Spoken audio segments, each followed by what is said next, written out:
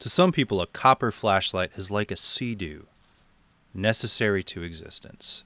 And that's fine and all, and today I'd like to review the Astrolux K01 for people who like the aesthetics of new pennies and the usefulness of sea-dews. You're like, man, shut up, I live around small canals, a lot of them, and it's the best mode of transportation. Right, canals. There's always a canal. The Astrolux K01 is an EDC-sized flashlight that takes its cues from the classic SIPC SK68, but it's longer and copper. It uses a coated glass lens with an anti-reflective coating, an XPL emitter, and 3 color temperature options, mine being the warmest at 5A. You'll see the choice 5A on the product page, and a tail switch that isn't lighted.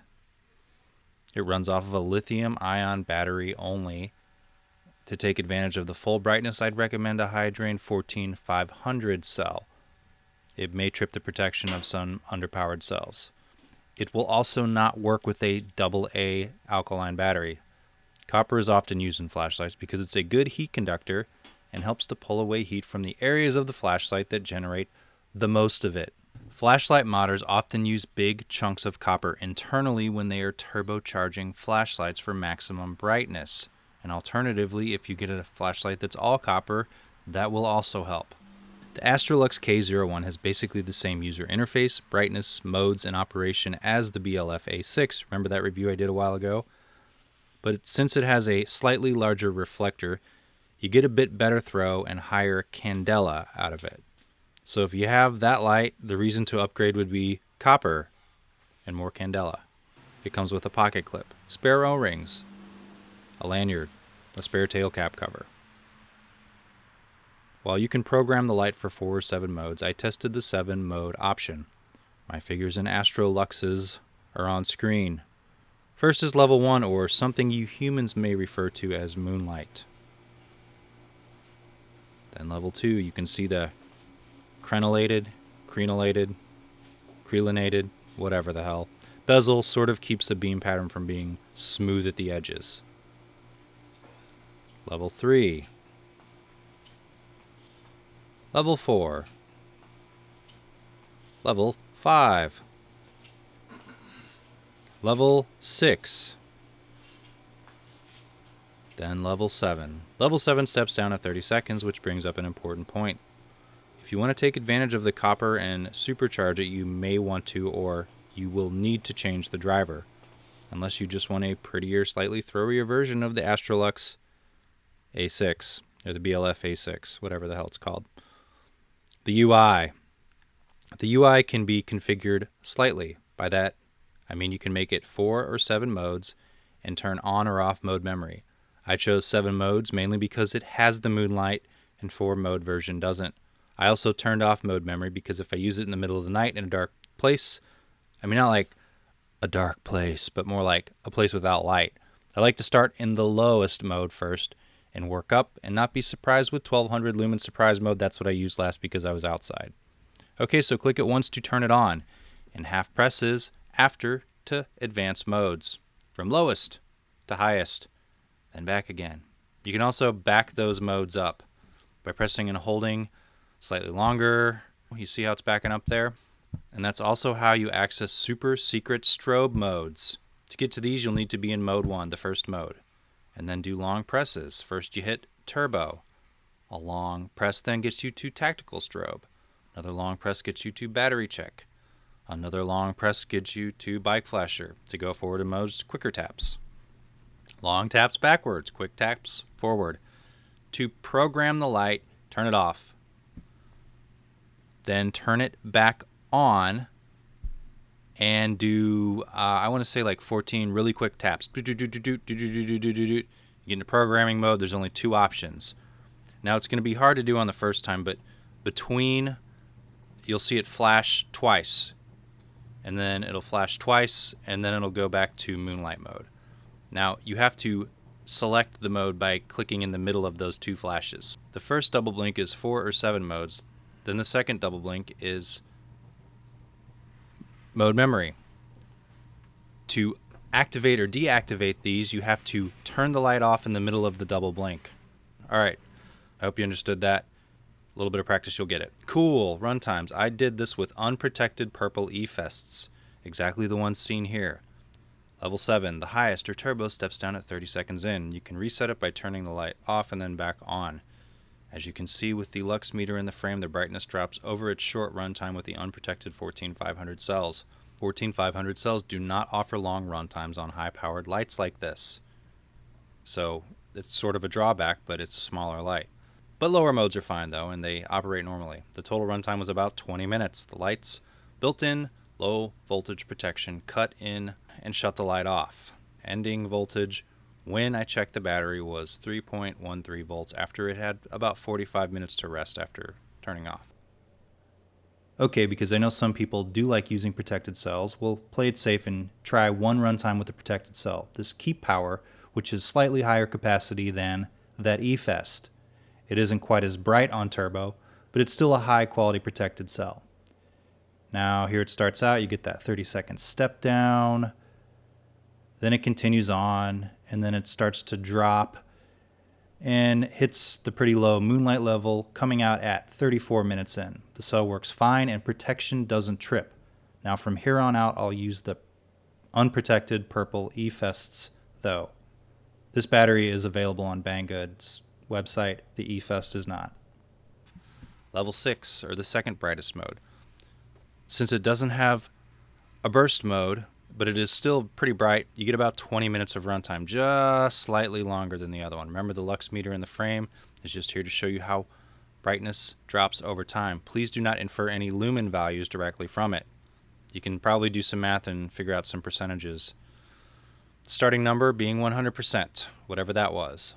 On all the other modes, including this one, the light dropped down to a moonlight level, and I ended the test at all other times with light coming out. Ending voltage on all of these was about 2.9 to 3.1 volts. Level 5. Finally, a runtime over half an hour. You get steadily declining brightness over this runtime. It has a hard bump down in brightness at 43 minutes, then bumps down to below moonlight level at 1 hour and 20 minutes, and just continues on, and I ended the test after that with the light still coming out. Guess what? Level 4. You can leave at any time, I promise. Just walk out the door. The runtimes just keep getting longer. It holds steady with just a little bit of dimming light over the first hour, as you can see by that handy lux meter in the frame. I want to keep calling it a light meter, but it is not an expensive light meter. It's a crappy eBay $30 lux meter. I don't have that kind of money. At 1 hour 29 minutes, you get some hard drops. I think this time, again, low voltage protection kicked in. When it hit 2 hours and 5-ish minutes, you see the light stop coming out. Okay, level 3. For people who need a little brightness, but for longer runtimes. You know, for people who are novices at committing felonies under the cover of night, and it takes you longer. You get pretty steady, undimming brightness for over 4 hours, as you can see by the lux meter holding within a point of its initial reading. At 4 hours and 30 minutes, you get some drops, then hard bumps down. Time for a new battery, bro. Hopefully you have one in your all-black fanny pack. At 5 hours and 18 minutes, you get a sub-moonlight level, or level 1 levels, and I let it run, and it cuts off at the low level about 12 hours with the low voltage protection, or sometimes written as LVP when you see that. Okay, beam shots. We'll do a few outside, then some inside. Here are the outside lights. You've seen them before. First is the Astrolux K01. I accidentally mislabeled it on my last review. These are the correct numbers, unless I screw it up again, which is very possible. Sometimes I don't pay full attention. Next is the Astrolux Copper, a throwier light with a larger reflector and a more neutral emitter, sometimes known as the Astrolux SC. This one is also copper.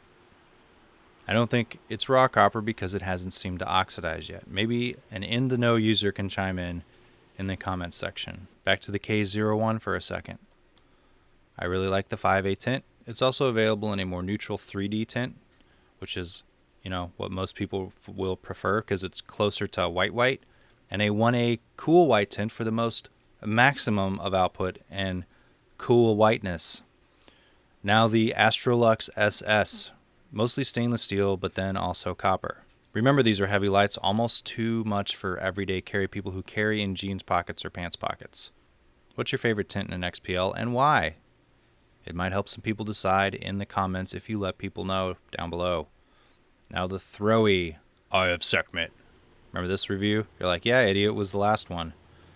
Good memory. Yep. All right. It's hexagon. It's a Nietzsche emitter. Now back to the Cree emitter and the K01, the Cree XPL. Before we move on into my basement, which all longtime subscribers or people who binge watched all my reviews are quite familiar with. We'll do a few other lights in the 30,000 candela range or less range. This will help you determine how throwy of a light you want for indoor usage. I like larger, less intense hotspots for my indoor, everyday carry stuff. Okay, another few seconds of the K01. Now the BLF A6. Again, just slightly less throwy, but about the same lumens on all the modes. Remember, they use the same firmware and driver. Back to the K01 for a second. Okay, now the Zebralight SC600w, a bit throwier than everything else. Well, not everything else, because the next light will be throwier, but we won't see that until we see the K01, because that's how these comparisons work. K01 for a few more seconds. Okay, now the Astrolux Copper SC, which you saw outside. Okay, it's the throwiest of the four. Biggest reflector, bulkiest. Wonderful. Okay, the K01 is a nice looking light, but a bit heavy. If you're okay with that, then I'm okay with you being okay with that. If you have the BLF A6 and you use your light indoors, then maybe there's not a reason to upgrade.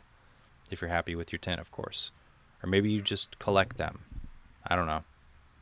It's well made, the machining's good. Oh yeah, it's copper. I wish the clip was a bit deeper carry, and maybe it would be cool if the lanyard were braided copper too for extra opulence. Okay, that was a terrible suggestion.